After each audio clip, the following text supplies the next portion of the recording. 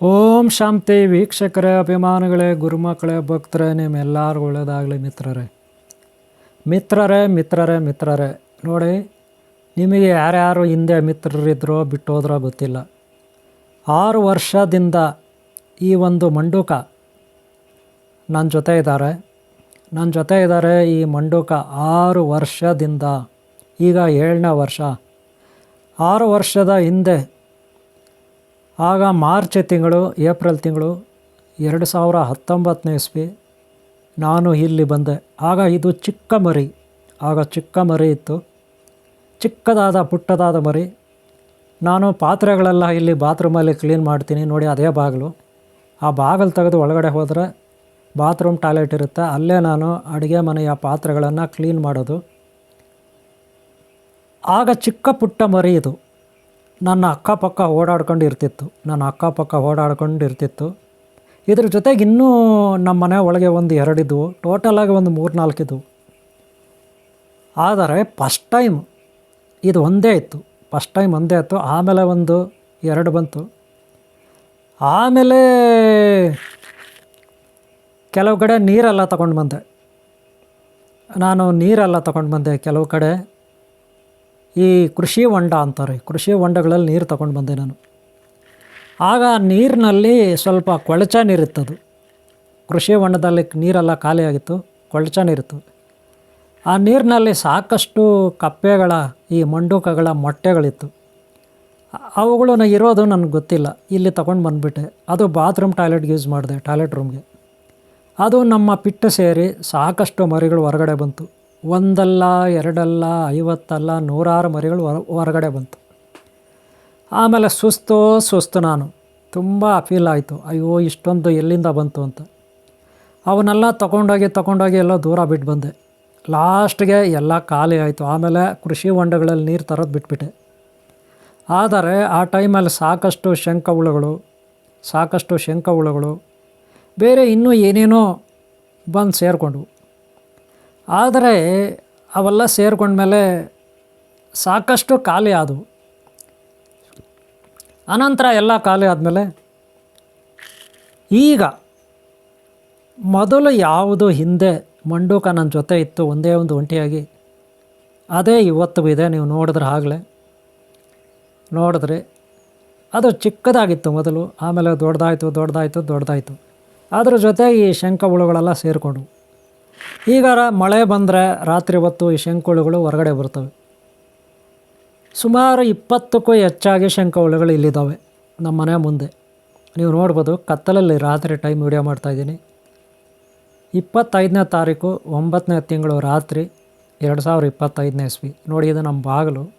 ರಾತ್ರಿ ಹೊತ್ತು ನಾನು ವಿಡಿಯೋ ಮಾಡಿದ್ದೀನಿ. ನಮ್ಮ ಬಾಗಿಲಿದು. ಬಾಗಿಲು ಪಕ್ಕದಲ್ಲೇ ಮುಂದೆ ಸಾಕಷ್ಟು ಈ ಶಂಖ ಹುಳುಗಳಿರುತ್ತೆ. ಬಾಗಿಲಿಂದ ಹೊರಗಡೆ ನಾವು ಕಾಲಿಡೋಕ್ಕೂ ಆಗೋಲ್ಲ, ಅಷ್ಟೊಂದು ಶಂಖ ಹುಳುಗಳಿರುತ್ತೆ. ಅಷ್ಟೇ ಅಲ್ಲ, ಗೋಡೆ ಮೇಲೆ ಕೂಡ ಇರ್ತಾವೆ ನೋಡ್ರಿ. ಅಲ್ಲಿ ತುಳಸಿ ಗಿಡ ಇದೆ. ಆ ತುಳಸಿ ಗಿಡದ ಹತ್ರ ಗೋಡೆ ಮೇಲೆ ಕೂಡ ಇದ್ದಾವೆ. ನೀವು ನೋಡ್ಬೋದು, ತುಳಸಿ ಗಿಡದ ಮೇಲೆ ಗೋಡೆಗಳಲ್ಲೆಲ್ಲ ಇರ್ತವೆ.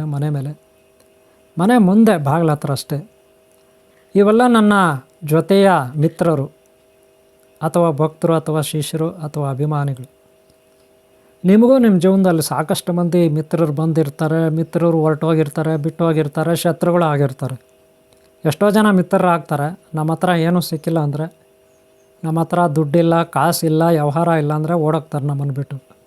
ಲಾಸ್ಟಿಗೆ ನಮ್ಮ ಬಂಧುಗಳು, ನಮ್ಮ ಮನೆಯವರು, ಇನ್ನೊಬ್ಬರು ಮತ್ತವರು ಎಲ್ಲರೂ ನಮ್ಮಿಂದ ದೂರ ಆಗಿಬಿಡ್ತಾರೆ. ಅದೇ ನಮ್ಮ ಹತ್ರ ನಡೆಯೋವಾಗ, ಸ್ವಲ್ಪ ಚೆನ್ನಾಗಿ ನಮ್ಮ ಹತ್ರ ನಡೆಯೋವಾಗ ಎಲ್ಲರೂ ಇರ್ತಾರೆ.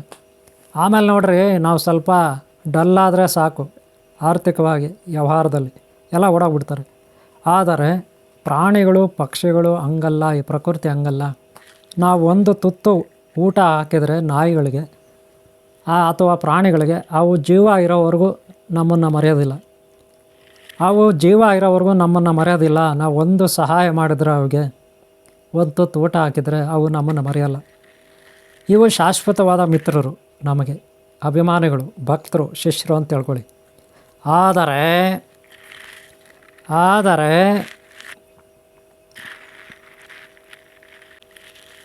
ಮನುಷ್ಯ ಜೀವಿಗಳು ಹಂಗಲ್ಲ. ಮನುಷ್ಯ ಜೀವಿಗಳು ನಮ್ಮ ಜೊತೆ ಇರ್ತಾರೆ, ನಮ್ಮ ಹತ್ರ ಇರೋವರೆಗೂ ಅಷ್ಟೇ. ಆಮೇಲೆ ಬಿಟ್ಟು ಹೋಗ್ತಾರೆ. ಆದರೆ ನಾವು ನಂಬಬೇಕು ಗುರುವನ್ನು ಮಾತ್ರ, ದೈವವನ್ನು ಮಾತ್ರ. ಆ ದೈವ ಗುರು ನಮ್ಮ ಕೈ ಬಿಡೋದಿಲ್ಲ. ನೋಡಿ, ಹಗಲೊತ್ತು ಈ ರೀತಿ ಇರುತ್ತೆ ಇಲ್ಲಿನ ಪರಿಸ್ಥಿತಿ. ಹಗಲೊತ್ತು ಈ ರೀತಿ ಇರುತ್ತೆ. ಈ ಹೊಲ ನಮ್ಮದಲ್ಲ, ಈ ತೋಟ ನಮ್ಮದಲ್ಲ, ಈ ಮನೆ ನಮ್ಮದಲ್ಲ, ಈ ಆಸ್ತಿ ನಮ್ಮದಲ್ಲ, ಯಾರೋ ಬೇರೆಯವ್ರದ್ದು. ಊರಿಂದ ಹೊರಗಡೆ ಇದೆ, ಒಂಟಿ ಮನೆ ಇದು. ಮೊದಲು ಚಿಕ್ಕದಾಗಿತ್ತು, ಎಲ್ಲ ಹಾಳಾಗಿತ್ತು. ಸದ್ಯಕ್ಕೆ ನಾನು ರೆಡಿ ಮಾಡ್ಕೊಂಡು ಅದ್ರಲ್ಲಿ ವಾಸ ಮಾಡ್ತಾಯಿದ್ದೀನಿ. 6 ವರ್ಷ ಆಗೋಯ್ತು, ಇದು 7ನೇ ವರ್ಷ. ನೋಡಿ, ಸುತ್ತಲೂ ಈ ರೀತಿ ವಾತಾವರಣ ಇರುತ್ತೆ ಮನೆ ಮುಂದೆ ಎಲ್ಲ. ಈ ತೋಟದವ್ರು ಹೊಲ ಮಾಡಿದ್ದಾರೆ, ರಾಗಿ ಹೊಲ ಈ ಬಾರಿ. ಹಾಗೆ ಮಾವಿನ ಗಿಡ ಹಾಕಿದ್ದಾರೆ. ಹಾಗೆ ಸಾಕಷ್ಟು ಇಲ್ಲಿ ಬೇರೆ ಬೇರೆ ಈ ಸಿಲ್ವರ್ ಮರಗಳು ಅಂತೀವಲ್ಲ, ಆ ಮರಗಳಿದೆ. ಸುತ್ತಲೂ ಒಂದು ಮನೆ ಇರೋದಿಲ್ಲ, ಇದು ಒಂದೇ ಮನೆ ಇರುತ್ತೆ ಒಂಟಿಯಾಗಿ. ಇಲ್ಲಿ ಯಾರೂ ಬರೋದಿಲ್ಲ. ಯಾವಾಗಲೂ ಒಬ್ಬೊಬ್ಬರು ಬರ್ತಾರೆ, 15 ದಿನಕ್ಕೋ ತಿಂಗಳಿಗೋ ಒಂದು ಸಾರಿ. ಆದರೂ ಬಂದರೂ ಅವ್ರ ಪಾಡ್ಗೆ ಅವ್ರು ಹೊರಟೋಗ್ತಾರೆ. ನಾನು ಇಲ್ಲೇನಾದರೂ ಧ್ಯಾನ ತಪಸ್ಸು ಮಾಡ್ಕೊಂಡಿರ್ತೀನಿ. ಇವರೇ ನೋಡಿ ಈ ವಾತಾವರಣ. ಇಲ್ಲಿ ಒಬ್ಬ ಒಂಟಿ, ಒಬ್ಬನೇ ನಾನಿಲ್ಲಿ ಧ್ಯಾನ ತಪಸ್ಸು ಯೋಗ ಸಾಧನೆ.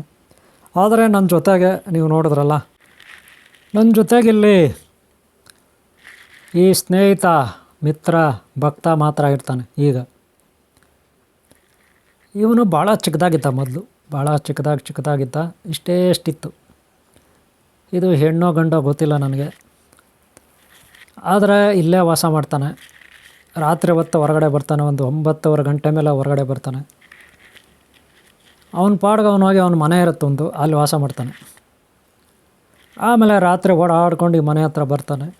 ಇಲ್ಲಿ ಮನೆ ಮುಂದೆ ಬಂದು ಇರ್ತಾನೆ, ನನ್ನ ಪಕ್ಕದಲ್ಲೇ ಇರ್ತಾನೆ. ನೋಡಿ, ಕ್ಯಾಮ್ರಾ ಹತ್ತಿರ ಕಣ್ಣುಗಳ ಹತ್ರ ಇಟ್ಟಿದ್ದೀನಿ, ಮೂತೆ ಹತ್ರ ಇಟ್ಟಿದ್ದೀನಿ. ಅವನೇನೂ ಹೂಡೋಗಲ್ಲ, ಹೆದರ್ಕೊಳ್ಳೋದು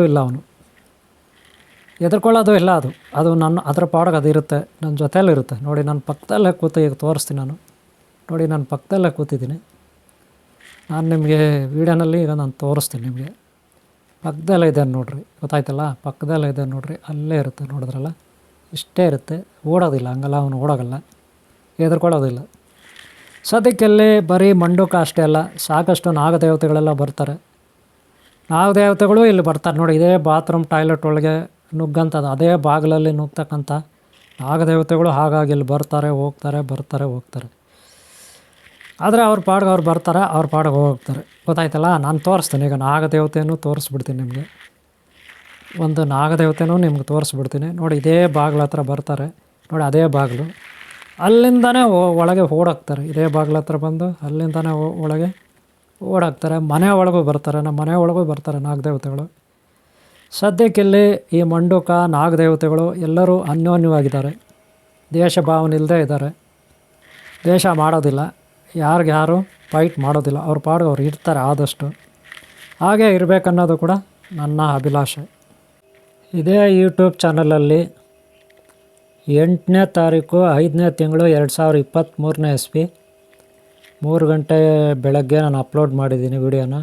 ಮೈ ಹೌಸ್ ಅಂತ ನೀವು ರೀಲ್ಸಲ್ಲಿ ನೋಡ್ಬೋದು, ಶಾರ್ಟ್ ವೀಡಿಯೋಗಳಲ್ಲಿ ನೋಡ್ಬೋದು. ನೋಡ್ಕೊಳ್ಳಿ. ಡೇಟು 8ನೇ ತಾರೀಕು 5ನೇ ತಿಂಗಳು 2023ನೇ ಇಸ್ವಿ. ನೀವು ಈ ವಿಡಿಯೋ ನೋಡಿದ್ರೆ ಇನ್ನೂ ಸಾಕಷ್ಟು ವೀಡಿಯೋಗಳು ಸಿಗುತ್ತೆ. ಅದ್ರ ಹಿಂದೇನೂ ಇರ್ತವೆ ನೋಡಿ ಈ ರೀತಿ. ಅದೇ ಬಾಗಿಲ ಹತ್ರ ಈಗ ಎಲ್ಲಿ ಮಂಡೂಕ ಆಯಿತು ಅಲ್ಲಿ ಅರ್ಧ ಮಾತ್ರ ಕಾಣಿಸ್ತದೆ, ಅರ್ಧ ಒಳಗಡೆ ಹೊರಟೋಗಿದೆ. ಬಾಗಿಲಿಂದ ಒಳಗಡೆಗೆ ನೀವು ನೋಡ್ಬೋದು, ಬಾಗಿಲಿಂದ ಒಳಗೆ ಹೊರಟೋಗಿದೆ. ಗೊತ್ತಾಯ್ತಲ್ಲ, ಹಿಂದೆ ನೋಡ್ಬೋದು ನೀವು. ಇದು ಮನೆ ಒಳಗೆ ನೋಡಿ, ಮನೆ ಒಳಗೆ ಮಧ್ಯಾಹ್ನ 1 ಗಂಟೆ ಅನಿಸುತ್ತೆ. ಇಲ್ಲ ರಾತ್ರಿ, ಇದು ರಾತ್ರಿ ಟೈಮು. ನೋಡಿ, ಮನೆ ಒಳಗೆ ಯಾವ ರೀತಿ ಇದೆ ಅದನ್ನು ನಾನು ಈಗ ನಿಮಗೆ ಜೂಮ್ ಮಾಡಿ ತೋರಿಸ್ತೀನಿ. ಮನೆ ಒಳಗೆ ನೋಡಿ ಈ ರೀತಿ. ಮನೆ ಒಳಗೆ ಹೊರಗಡೆಯಿಂದ ಈ ಸಂಧಿಗಳಿದೆ, ಬಾಗಿಲಿನಲ್ಲಿ ಸಂಧಿಗಳಿದೆ. ಆ ಸಂಧಿಗಳಿಂದ ಒಳಗೆ ಬಂದಿದೆ. ಪಕ್ಕದಲ್ಲೇ ನನ್ನ ಬೆಡ್ಡೆಲ್ಲ ಇರುತ್ತೆ, ಅಲ್ಲೇ ಮಲ್ಕೊಳ್ಳೋದು. ಸಾಕಷ್ಟು ಬಾರಿ ಇವೆಲ್ಲ ಬಂದಿದ್ದಾವೆ ಒಳಗಡೆ, ಸಾಕಷ್ಟು ಬಂದಿದ್ದಾವೆ. ಇದು ಒಂದೇ ಅಲ್ಲ, ನೀವು ನೋಡ್ಬೋದು. ಒಂದಲ್ಲ ಎರಡಲ್ಲ, ಸುಮಾರು ಸಾರಿ ಬಂದಿದ್ದಾವೆ. ಮನೆ ಒಳಗೆ ಇರುತ್ತೆ. ಮನೆ ಒಳಗೆ ಆರಾಮಾಗಿ ಬಂದು ಅಪಾಡಗಳು ಇರ್ತವೆ, ಓಡಾಡ್ಕೊಂಡು ಹೋಗ್ತವೆ. ಮಿತ್ರರೇ, ನಿಮ್ಮ ಮನೆಗಳ ಅಕ್ಕಪಕ್ಕ ತೋಟಗಳಲ್ಲಿ ಸಾಕಷ್ಟು ಪ್ರಾಣಿಗಳಿರುತ್ತೆ. ದಯವಿಟ್ಟು ಅವುಗಳನ್ನು ಕೊಲ್ಲಬೇಡಿ.